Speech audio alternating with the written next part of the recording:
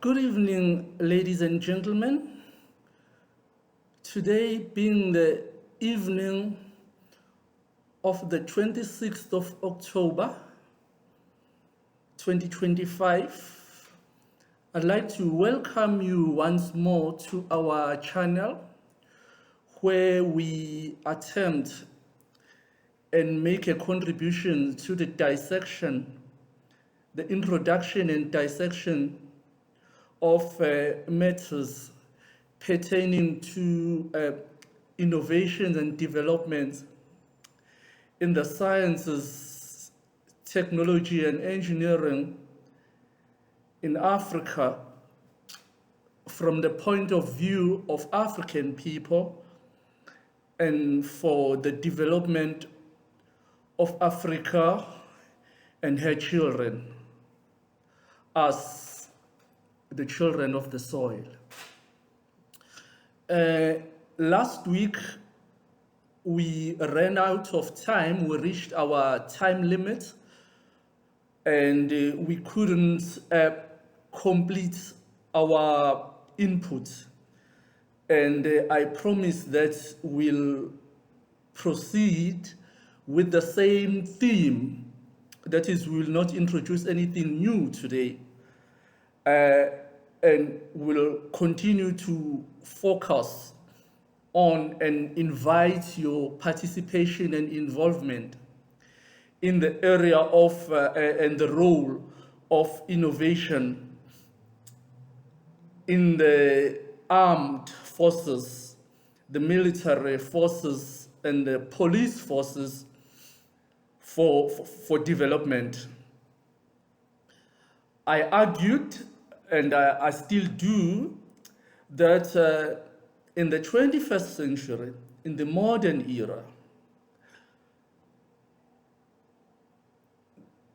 investments in the armed military and police forces are not mere defense and security issues. They go far beyond that, and they address issues of fundamental development.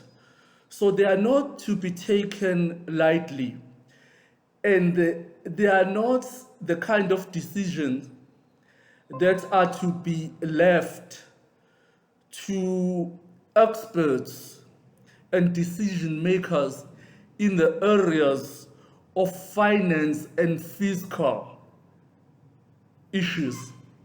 So investments in technology in the armed forces is beyond fiscal issues. It talks to the core of development. Let me see, I said this last week, I'll emphasize it again, that there isn't a single area of technology and technological development which has happened in the past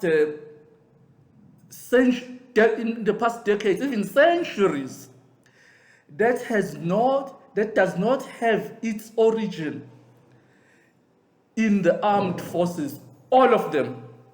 And I highlighted, I made an example of the internet itself and everything that is associated with it. Its core origin, the purpose from which it was derived and which it sought to serve are in the military and the armed forces. That is the case with all of them, with all technological developments that have had and continue to have an impact on our lives, all of us, all over the world, including in our beloved continent of Africa. That is why I argued, as I still do, that if there are concerns about instability and lack of focus on appropriate and adequate investments in the military, forces, then we're doomed. All else will fail because there won't be there won't be an emergence of developments and developments and knowledge that will have an impact in all other areas of our lives. So it's a very serious issue.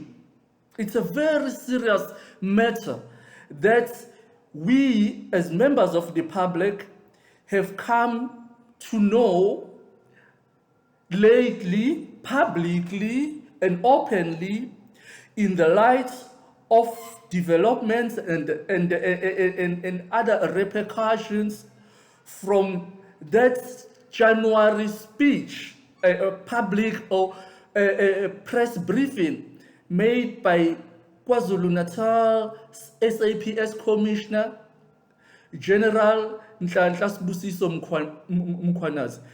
Its impact is huge.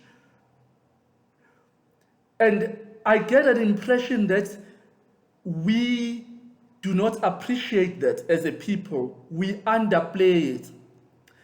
I like to argue that that will have to be addressed as a matter of urgency.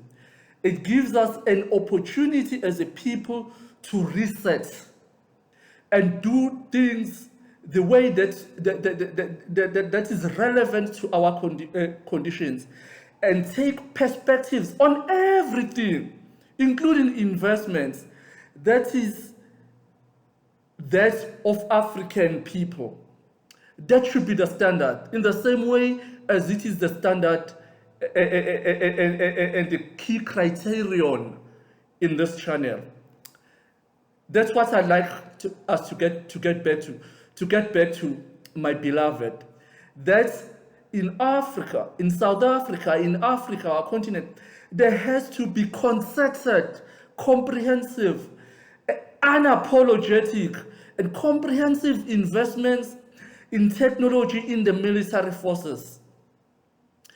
And those decisions must not be left to exclusively to experts in the fiscal, in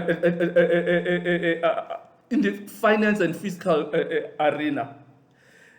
They are so profound to be left to them, and so fundamental. That's the point that I'd like to make. I'd like us to engage in openly and to appreciate its significance and importance, and that investments must be made, and appropriate, adequate, and unapologetically so. And there must be innovations, and there cannot be innovations if there are no investments there. And that those decisions are not left to the whims of, in the case of our country, liberal experts, so-called experts, at some of our institutions of higher learning and other related institutions with influence from the Washington, London, and perhaps even Washington, London, Europe, and perhaps even Tel Aviv-based experts, given the influence that experts and leaders from those particular jurisdictions have on our decision-making processes. And that's the point that I would like to make. That's the challenge that I'd like to pose on you, whilst you continue to subscribe, comment, and like our videos. And I like to observe and respect our time limits, and invite your participation, ladies and gentlemen. Uthemba Wagamataba, I salute you. as I sign off and say bye-bye.